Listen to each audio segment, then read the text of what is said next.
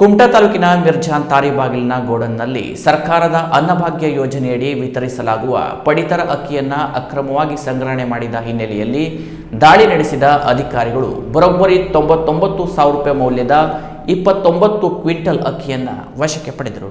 ಕುಮಟಾ ತಾಲೂಕಿನ ಮಿರ್ಜಾನ್ ತಾರಿಬಾಗಿಲಿನ ಮಹಮ್ಮದ್ ಗೌಸ್ ಮೈದೀನ್ ಸಾಬ್ ಆಗಾ ಎಂಬುವರಿಗೆ ಸಂಬಂಧಪಟ್ಟ ಗೋಡಾನ್ನಲ್ಲಿ ಸರ್ಕಾರದ ಅನ್ನಭಾಗ್ಯ ಯೋಜನೆಯ ಅಡಿ ವಿತರಿಸಲಾಗುವ ಸರ್ಕಾರಿ ಅಕ್ಕಿಯನ್ನ ಅಕ್ರಮವಾಗಿ ಸಂಗ್ರಹಣೆ ಮಾಡಲಾಗಿತ್ತು. ಈ ಬಗ್ಗೆ ಖಚಿತ ಮಾಹಿತಿ ಮೇರೆಗೆ ಕುಮಟಾದ ತಹಶೀಲ್ದಾರ್ ಶ್ರೀಕೃಷ್ಣ ಕಾಮ್ಕರ್, ಆಹಾರ ನಿರೀಕ್ಷಕರಾದ ನವೀನ್ ನಾಯ್ಕ್ ನೇತೃತ್ವದ ತಂಡವು ದಾಳಿ ನಡೆಸಿದಾಗ ಗೋಡಾಣಿನಲ್ಲಿ ಸರ್ಕಾರಿ ಅಕ್ಕಿ ಚೀಲಗಳು ಪತ್ತೆಯಾಗಿವೆ. ಸುಮಾರು 99,552 ರೂಪಾಯಿ ಮೌಲ್ಯದ 29 ಕ್ವಿಂಟಲ್ ಅಕ್ಕಿ ಚೀಲಗಳನ್ನು ಜಪ್ತು ಮಾಡಿಕೊಂಡ ಅಧಿಕಾರಿಗಳ ತಂಡವು ಆರೋಪಿತ ಮೊಹಮ್ಮದ್ ಗೌಸ್ ಮೈದೀನ್ ಸಾಬ್ ಆಗಾ ಅವರ ವಿರುದ್ಧ ಕಲಂ 3 ಮತ್ತು 7 ನ ಅತ್ಯವಶ್ಯಕ ವಸ್ತುಗಳ ಕಾಯ್ದೆ ಪ್ರಕಾರ ಕಾನೂನು ಕ್ರಮ ಜರುಗಿಸಲು ಕುಮಟಾ ಪೊಲೀಸ್ ನಿರೀಕ್ಷಕರಿಗೆ ಪತ್ರ ಬರೆಯಲಾಗಿದೆ. ವಶಕ್ಕೆ ಪಡೆದ ಅಕ್ಕಿಯನ್ನ ಮುಂದಿನ ಆದೇಶದವರೆಗೆ ಸುರಕ್ಷಿತವಾಗಿಡಲು ಪಿಡಿಎಸ್ ಸಗಟು ಗೋದಾಮು ರೈತ ಸೇವಾ ಸಹಕಾರಿ ಸಂಘ ಬಾಡ ಹೊಲಂಗದಿಯಲ್ಲಿರುವ ಸಗಟು ಗೋದಾಮಿನ ತಾಬ ನೀಡಲಾಗಿದೆ ಎಂದು ತಹಶೀಲ್ದಾರ್ ಶ್ರೀಕೃಷ್ಣ ಕಾಮ್ಕರ್ ತಿಳಿಸಿದ್ದಾರೆ. Canara plus news, Kumta.